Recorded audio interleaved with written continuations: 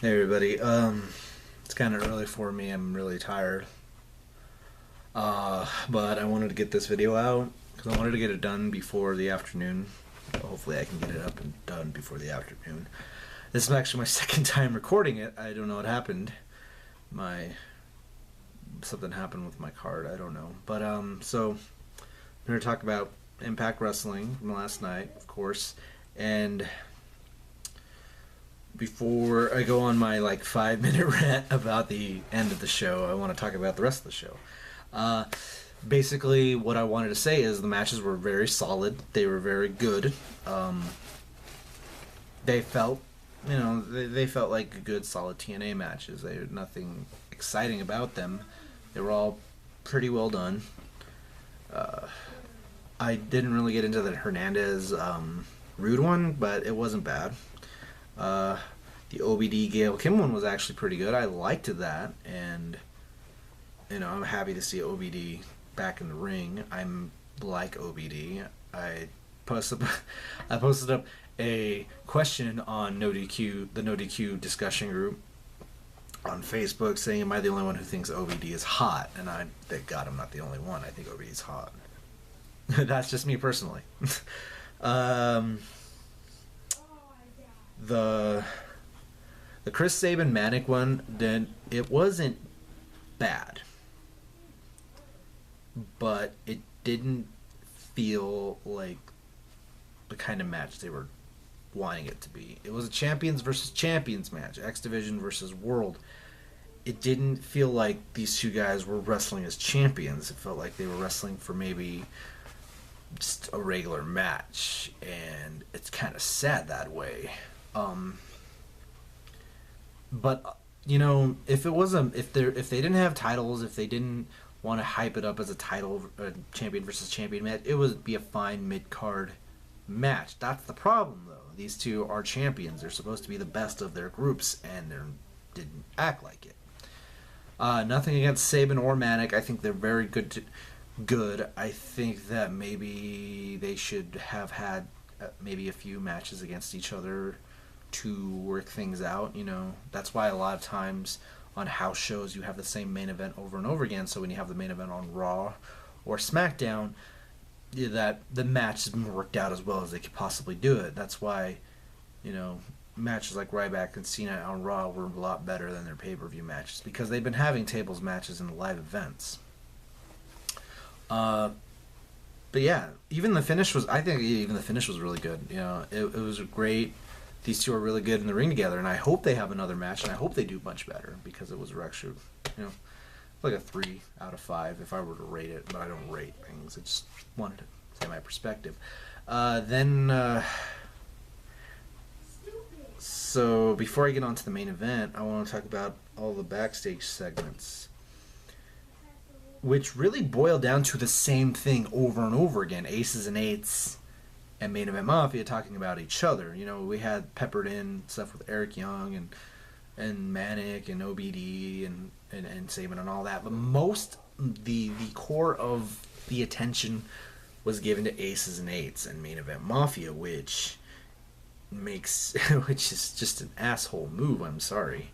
You need to highlight your champion. People complain about John Cena getting overexposed as champion. He's the champion. He deserves the spotlight. Just like Del Rio's the champion, he should get more spotlight than he gets. He deserves more. All the champions deserve to be spotlit a lot more. So I don't understand this whole. I don't understand the whole. It's TNA though. It's TNA. I don't want to get into it. But yeah, we had Main Event Mafia and Aces and Eights bitching about each other every 10 minutes, which is exciting, I guess. And then, probably the best backstage segment was Brooke Hogan and Bully Ray. That's really, really sad when I can say with confidence they had one of the best backstage segments. It actually sounded like a angry married couple. Oh man, that's so sad. I'm sorry. So let's get into the main event. This this match was actually pretty freaking good. This could have been pay-per-view quality if these two were going for a title. This was a deserving main event. And all in all, it was a very solid, very good match. These two Aries and Styles work so good off of each other. It's crazy how good they work off of each other.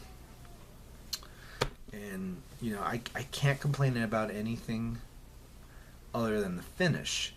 And I'm not a wrestling promoter. I'm not in the business. I'm not part of TNA. I'm not part of WWE. I'm just a guy who loves watching wrestling, who has a video camera, who wants to share his opinions. And that finish was one of those god-awful finishes I've ever seen. I mean, it was horrendous. It was awful. And I think that they ran out of time, honestly. You have this strict schedule to stay on when you're on TV. It's not like an independent promotion where you can go over a little bit and everything's okay. Unless you're televised, then it's kind of hard. There are indie promotions that are televised. Basically, that's what I think happened. They went over on their time. They had to do a quick finish. They did awful quick finish. You had that. You had the elbow, whatever it was, and then they're down, and then 1, 2. Ref looks confused, does 3. You could have at least done something else. Because I believe Aries hit his brain buster. I'm pretty sure he hit his brain buster. So, other than the finish, that was a very good match. That's what a lot of people are saying. A lot of people are saying, good match, terrible finish. Then we go on to, before I move on, after the Chris Sabin-Manic match, we had Bully Ray come out and tag Chris Sabin.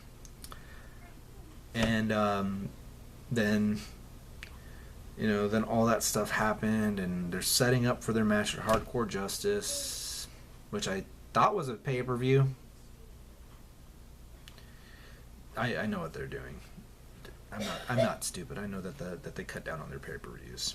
So basically, at the end of the main event, looking at Aries and Styles,